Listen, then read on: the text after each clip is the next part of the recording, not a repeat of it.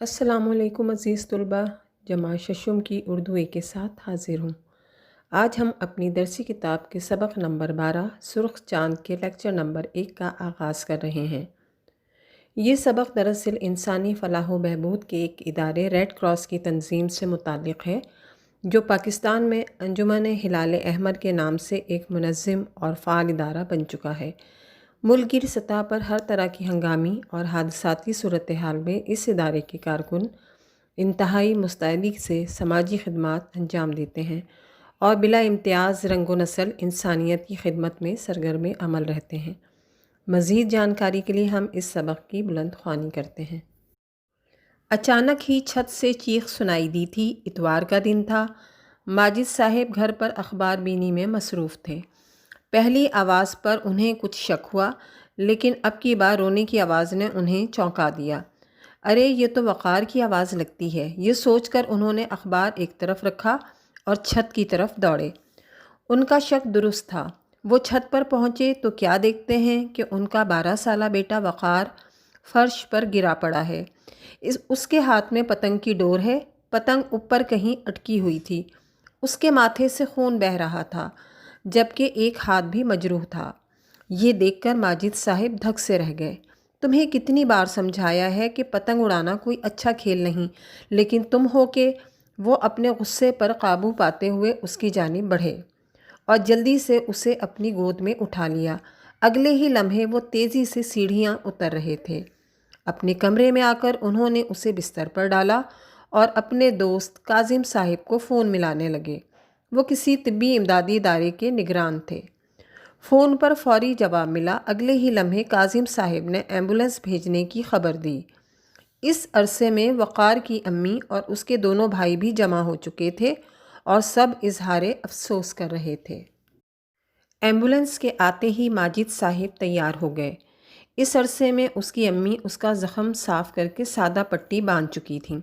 اسلم اور امجد نے وقار کو سہارا دے کر نیچے اتارا۔ انہوں نے دیکھا کہ ایک ایسی ایمبولینس کھڑی ہے جس پر سرخ رنگ کا ایک چاند اور ایک کراس بنا ہوا ہے۔ ڈرائیور نے ان کے بیٹھتے ہی سائرن چلا دیا اور انتہائی مستعدی سے گاڑی سڑک پر دوڑا دی۔ دونوں بھائیوں نے دیکھا کہ ان کی گاڑی جس راستے سے گزرتی، دیگر لوگ اپنی گاڑی کو ایک طرف کر رہے تھے۔ ابو نے انہیں بتایا کہ یہ دنیا بھر میں ایک طے شدہ اصول ہے کہ ہنگامی بنیادوں پر سہولت پہنچانے والی گاڑیوں کو جلدی گزارنے کے لیے فوری راستہ دیا جاتا ہے۔ یہ خاص گاڑیاں آگ بجھانے اور مریضوں کو لے جانے والی ہوتی ہیں۔ انہیں ایمرجنسی میں ٹریفک قوانین توڑنے کا حق بھی حاصل ہوتا ہے۔ جس اسپتال کے آگے گاڑی رکی اس پر بھی سرخ رنگ کا چاند بنا تھا اور مرکزی دروازے پر نمایاں طور پر ہلال احمر اسپتال کا بورڈ آویزاں تھا۔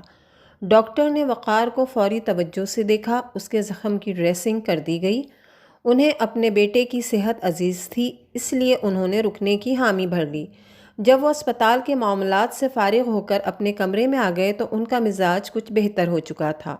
اب وہ مطمئن تھے کہ ان کا بیٹا چند دنوں میں صحت مند ہو جائے گا۔ ڈاکٹروں نے آتے جاتے وقار کو ٹوکا تھا کہ پتنگ بازی کوئی اچھا فعل نہیں ہے، اس کو ترک کر کے اسے کرکٹ یا ہاکی وغیرہ میں دلچسپی لینی چاہیے۔ اسے بھی اپنی غلطی کا احساس ہو چکا تھا۔ ابو، آج تو ہم سرخ چاند کے سائے میں ہیں۔ جب وہ فرصت میں تھے تو انہوں نے بات چیت شروع کی۔ کیا مطلب؟ میں سمجھا نہیں، کیسا سرخ چاند؟ وہ کچھ چونک کر بولے۔ ابو جان، ہم جس ایمبولینس میں آئے تھے اس پر بھی سرخ رنگ کا ایک چاند بنا ہوا تھا اور اس اسپتال پر بھی ویسا ہی چاند بنا ہوا ہے، اسلم نے وضاحت کی۔ اوہ اچھا، تم نے سرخ چاند خوب کہا۔ ویسے ہلال احمر کے معنی بھی یہی ہیں، اس کے ابو نے وضاحت کی۔ بابا جان، یہ ہلال احمر آخر ہے کیا؟ اب باری امجد کی تھی۔